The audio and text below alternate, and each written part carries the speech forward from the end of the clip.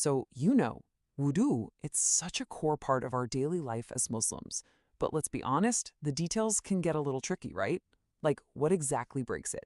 Well, today, we're going to get super practical and break down all the things that nullify our ablution, looking at it specifically from the Hanafi perspective. Okay, picture this. You've just finished your wudu, you're feeling fresh, you're ready to pray, and then life happens. You get a tiny paper cut, or you suddenly feel a little nauseous, or maybe you just doze off for a second in your chair. The big question is, do you have to do it all over again? Let's find out exactly what the Hanafi school has to say about this. So first, just a quick refresher for all of us. Wudu, or ablution, is that foundational act of worship. It's the ritual washing that gets us ready for prayer, and it's all about connecting that physical cleanliness with our spiritual purity. All right, let's dive into our first section. We're going to start with the most common stuff, physical discharges. I mean, these are the things that we deal with most often in our day-to-day lives. Okay, so the scholars basically laid out two clear principles here. The first one is super straightforward. Anything that comes out of the front or back private parts, that nullifies your wudu. Simple. But the second principle, that's where it gets a little more detailed. For any other part of your body, an impure substance, we're talking blood or pus, only breaks you wudu if it actually flows. And this is where that whole idea of flowing becomes really important. Let's say you get a small paper cut, right? If a little drop of blood just kind of appears on the surface but doesn't go anywhere, guess what? Your wudu is totally fine. But if that blood starts to run or drip and it moves past the edge of the wound itself, that's what's considered flowing. And yeah, that means it's time to make wudu again. And this isn't just some random rule they came up with. It's actually grounded in a prophetic tradition, a hadith, that states this principle directly. So for the scholars, the key legal trigger wasn't just, oh, there's blood. It was the specific act of it flowing. Okay, moving on to our next section. Now we're going to shift gears a bit. We're moving away from external stuff like wounds and talking more about internal states and, losing consciousness. So when it comes to vomiting, for it to break your wudu, there's a specific condition. It has to be a mouthful. So what exactly is a mouthful in this legal sense? Well, the jurists defined it in a really practical way. It's basically an amount so big that you would have a really hard time holding it in your mouth. But what if it happens in smaller bits, repeatedly? This is where you see some really fascinating legal thinking. You have Imam Abu Yusuf, who focused on the context. He said if all the little bits add up to a mouthful and it happens while you're in the same sitting, then yeah, it breaks wudu. But then his student, Imam Muhammad, looked at it differently. He focused on the cause. He said if it's all from the same bout of nausea, you add it all up, even if you've gotten up and walked around. It's really a classic legal question, isn't it? What's more important, the physical setting or the root cause? Okay, but here's a really important exception to that mouthful rule you have to know. If you vomit any amount of blood or pus, your wudu is broken. Doesn't matter how much.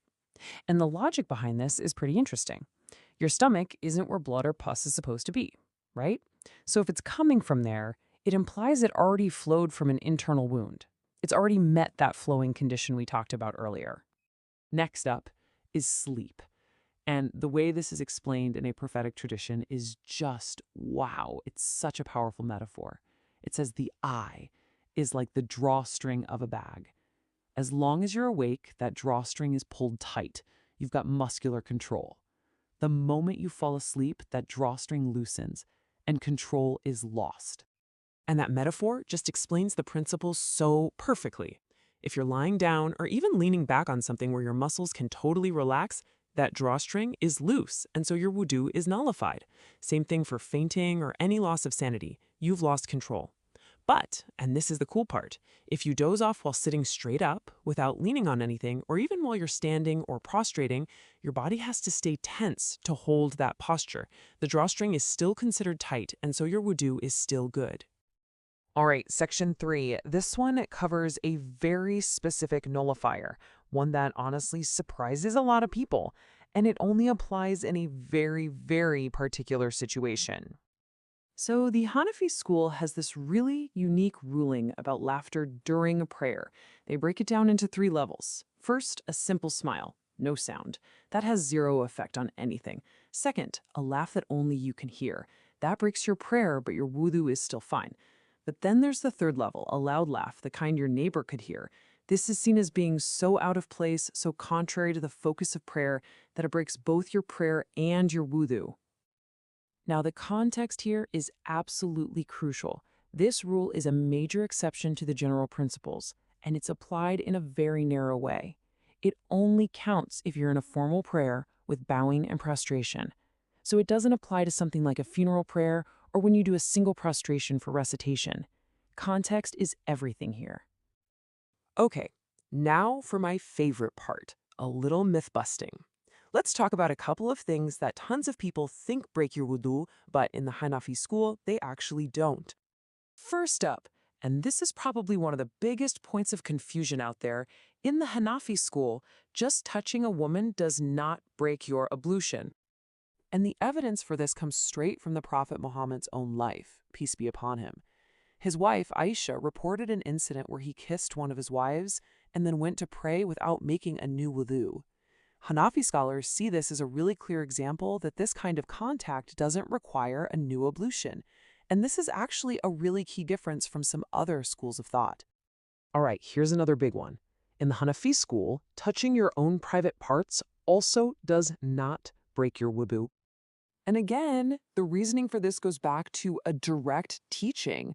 When the Prophet, peace be upon him, was asked about this very thing, his answer was this beautiful, simple, logical question. He said, "Is it anything but a part of your own body?" It just highlights that, touching it is no different than touching your arm or your leg. So we've gone through a lot of specific rules. But what happens when you're just not sure? You can't remember. This brings us to our final and maybe most important section. It's this beautiful, powerful principle that helps you navigate any and all cases of doubt. And it all boils down to this: certainty is not removed by doubt. Let me say that again. Certainty is not removed by doubt. So look at this chart. If you're certain you were impure, but you're only doubting if you made wudu, you stick with what you're certain about. You are still impure. And it works the other way too. If you are certain you had wudu, and then you get this nagging feeling, this doubt that maybe you broke it, you stick with your certainty. You are still pure. You always go with what you know for sure. And that really leaves us with a final thought, doesn't it?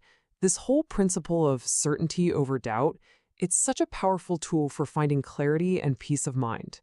Not just in our prayers, but in so many parts of our lives. So the question is, where else can we apply this amazing principle of not letting doubt get in the way of what we know to be true?